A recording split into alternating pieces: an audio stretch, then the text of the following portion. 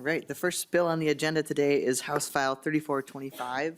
And I'll just note before we begin that we'll have a 2-minute testimony limit, making sure that we get to everybody and have a chance to be heard. So you'll hear the ring at the 2-minute mark, and that just indicates the time is done. And I will next move to Chair Howard. Would you like to move the bill in front of the committee and move that bill be referred to the Committee on Ways and Means?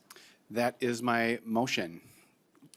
So moved. All right. I understand you have the DE1 amendment. Would you briefly describe and move your amendment? Thank you, Chair Kozlowski. I will move the DE1 amendment to get the bill in the shape I prefer. All right. Howard moves the DE1 amendment. Chair Howard, is there, members, any discussion to the amendment? All in favor? Say Aye. all opposed? The motion prevails and the amendment is adopted. The next amendment on the agenda is the A1, and Co-Chair Igo is authoring the A1 amendment today. Would you briefly describe and move your amendment?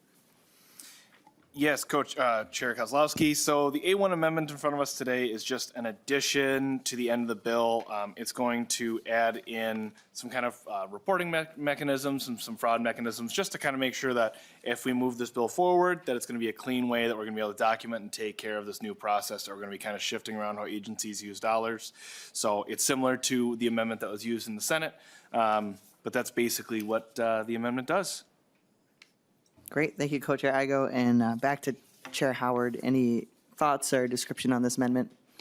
Thank you, Chair Kozlowski and Co-Chair Igo. I support the amendment. I think it's a good amendment and helps us be good stewards of these resources and helps us stay aligned with the Senate. So I'd encourage support of the amendment. Great. All right. Co-Chair Igo moves the A1 amendment. Any discussion? All in favor?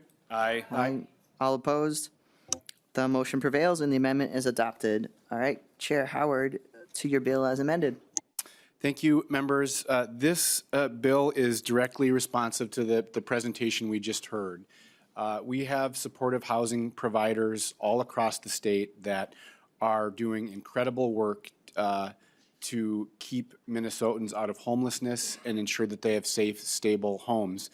And I'll be even a little more blunt than our presenters. We are facing a potential 5-alarm disaster of our supportive housing providers.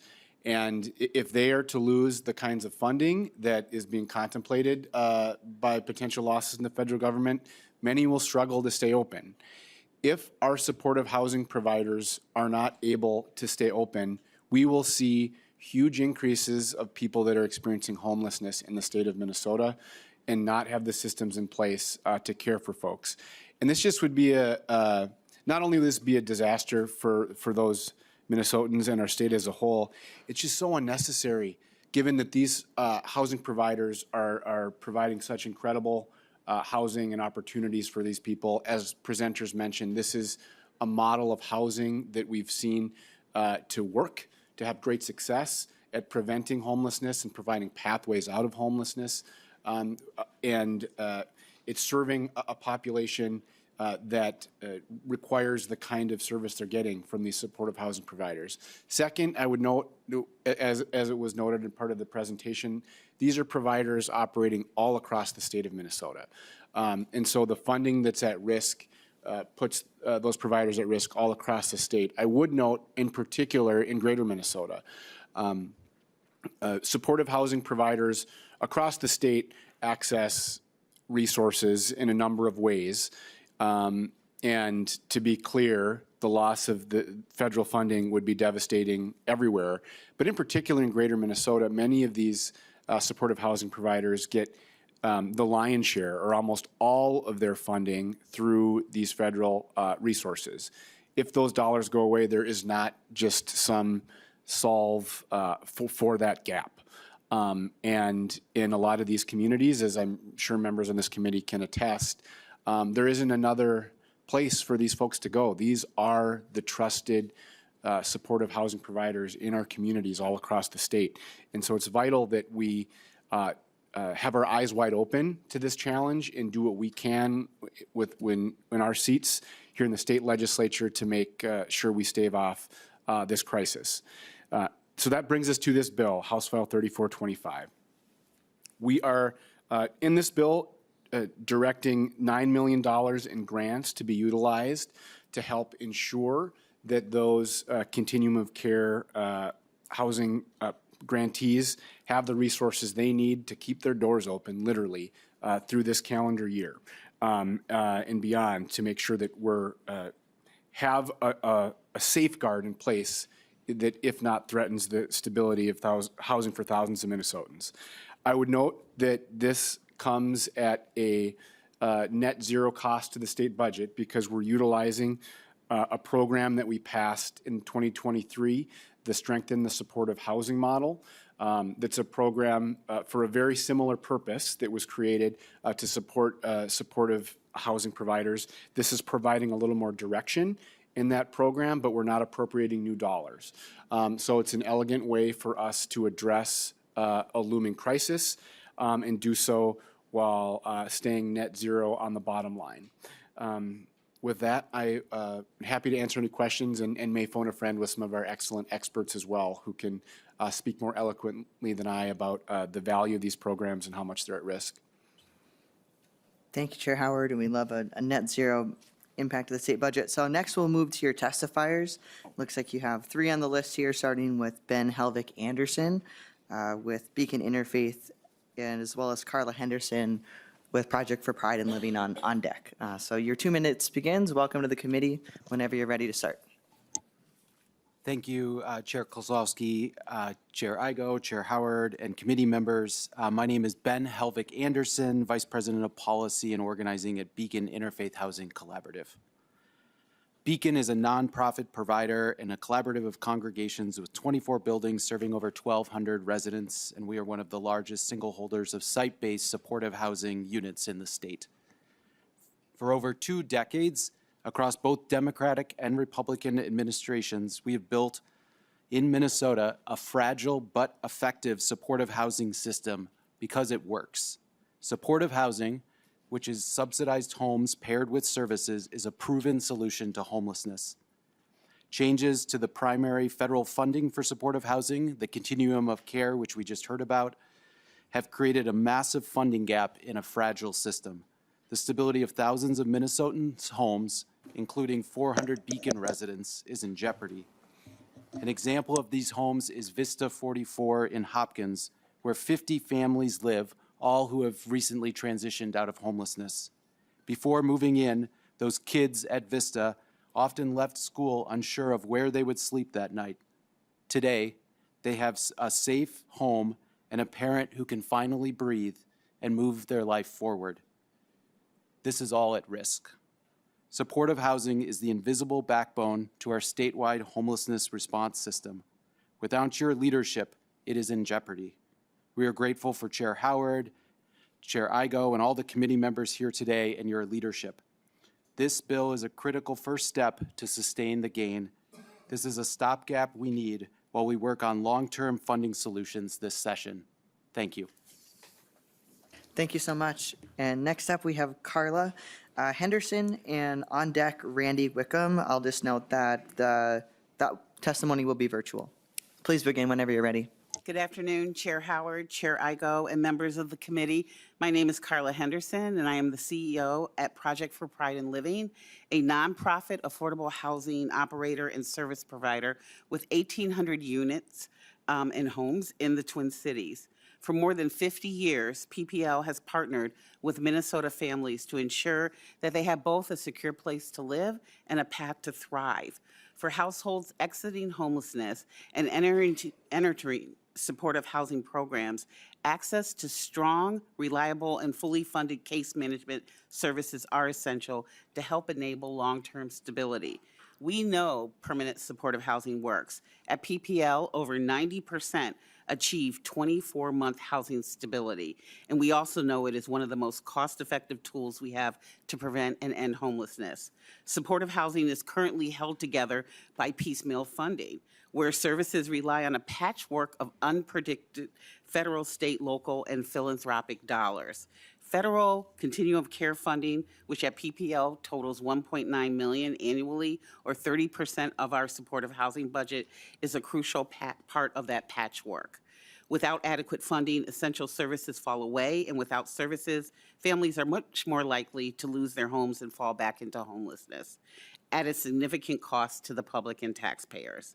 The $9 million in already appropriated funds included in HF 3425 remain unspent, and we urgently need flexibility to use those dollars now due to jeopardized federal COC funding. We cannot afford to lose a single dollar in our fragile housing stability system. The consequences will be felt by families statewide. People will lose their homes. Our ask is simple and urgent.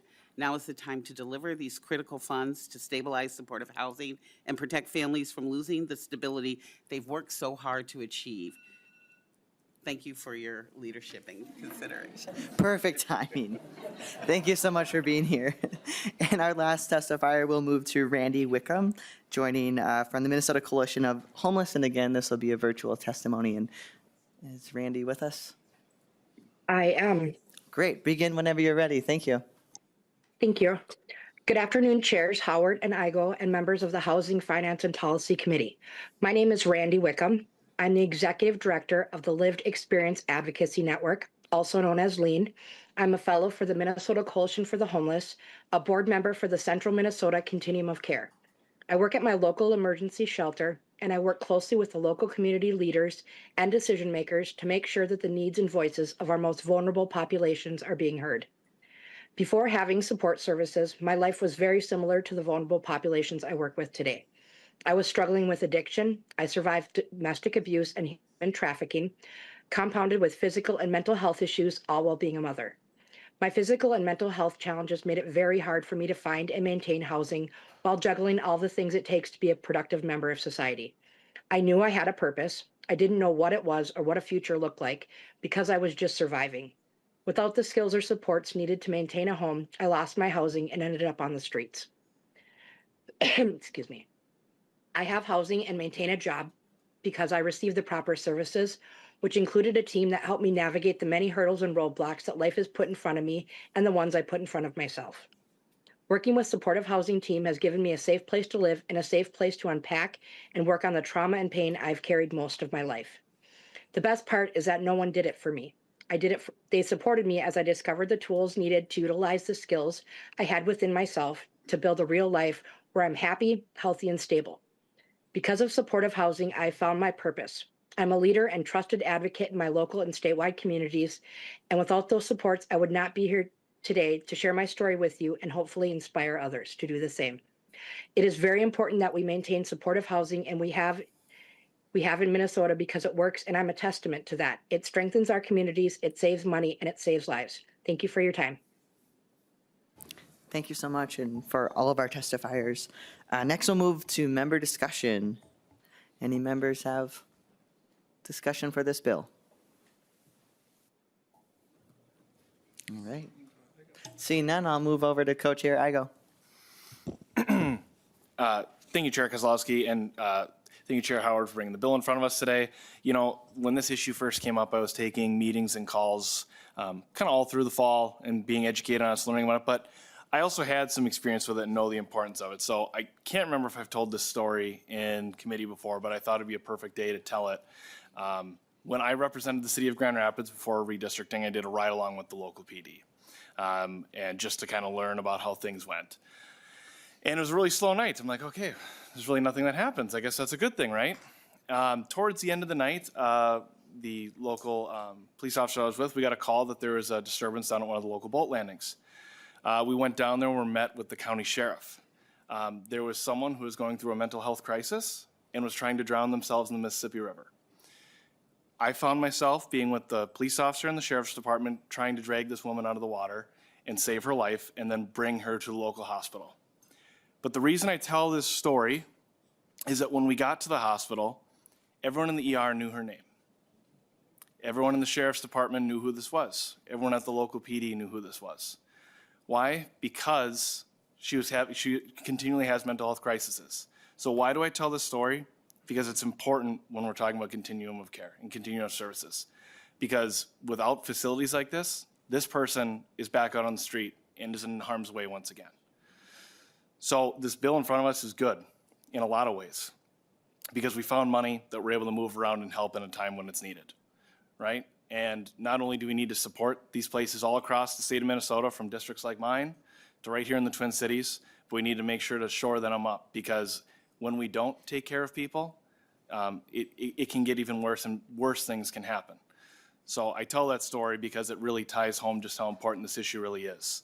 So I want to thank all the providers out there that do this good work and do it in a way in good collaboration with our federal partners and our state partners, but most importantly, our communities, and taking care of our most vulnerable. Because that's what we all believe in, whether we're Republicans, whether we're Democrats, we take care of people. So with that too, I also want to thank my Congressman, Pete Stauber, who, when this also happened, was one of the 22 Republicans to make sure and send a letter to HUD asking for this to be extended and asking for changes, because he definitely saw this issue himself, being a local police officer in the city of Duluth. So I'm confident that we're going to keep working as a statewide delegation, but also a federal delegation and partnership to hopefully get this fixed done at HUD and do the education that's needed so that these services that provide good things to our community and keep them safe can be fixed and put right. But in the meantime, it's good today that we have this bill in front of us, so I want to thank you, Co-Chair Howard, for bringing this bill together. I just actually signed on to the bill, so I'll be helping getting it forward and getting it done. And thank you once again. I look forward to hopefully passing it out of committee today. Thank you, Co-Chair Igo, and we'll move over to Representative Momani Hilty. Thank you, Chair. I think I'm breaking protocol for going after the co-chair, so sorry I didn't raise my hand earlier, but I wanted to, first of all, acknowledge the work that you've put into this, so thank you so much, Chair, for the work for this bill. And I am speaking up in support of this bill because this bill is not just a housing bill, it is a bill that is, touches on stability, touches on safety, touches on, dignity of an individual, right? So supportive housing works because it meets people where they are, like Chair Igo talked about. It pairs safety, stability, housing with services individuals need to address mental health challenges, substance addiction, disability, and long-term homelessness. So when we talk about investing in supportive housing providers, we're investing in fewer emergency rooms, right? Room visits, fewer jail bookings, fewer shelter stays, and more stability, employment, and community connection.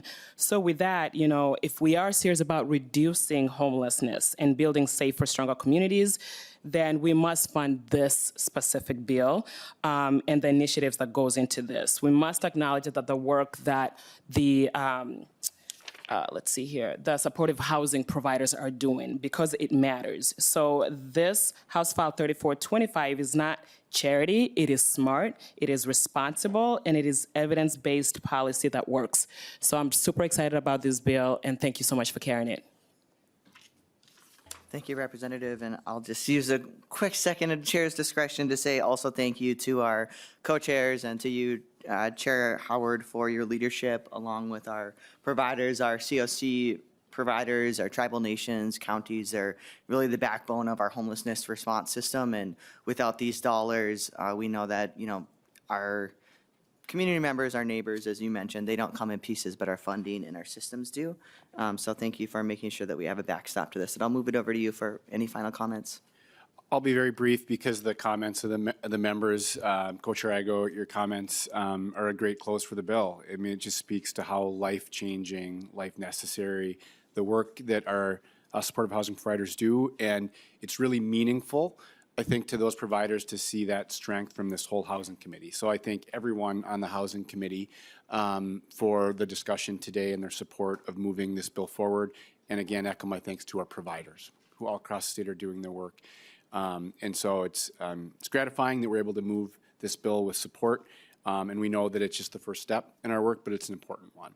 And so I encourage a yes vote to move this bill forward along the process. Great, and with that, Chair Howard renews the motion that HF 3425 is amended, be referred to the Committee on Ways and Means. All in favor?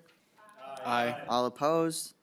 The motion prevails, and HF 3425 as amended is referred to the Committee on Ways and Means.